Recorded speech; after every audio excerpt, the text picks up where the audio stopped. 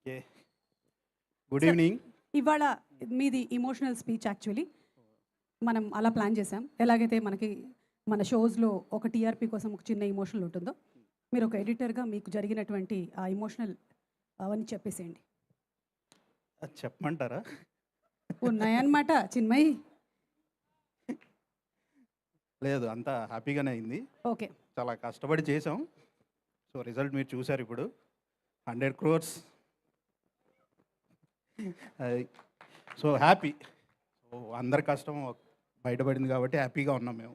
ఇదేనండి మీకు కూడా ఫస్ట్ 100 crore ఫిల్మ్? యా, నాకు కూడా 100 crores. I'm happy. Wow, congratulations. Gandhi గారు మీకు 100 crores. 100 crores అదే మీకు కాదు 100, ఇది మీ 100 crores అని అడుగుతున్నా కదా? ఇది మీ 100 crore కదా?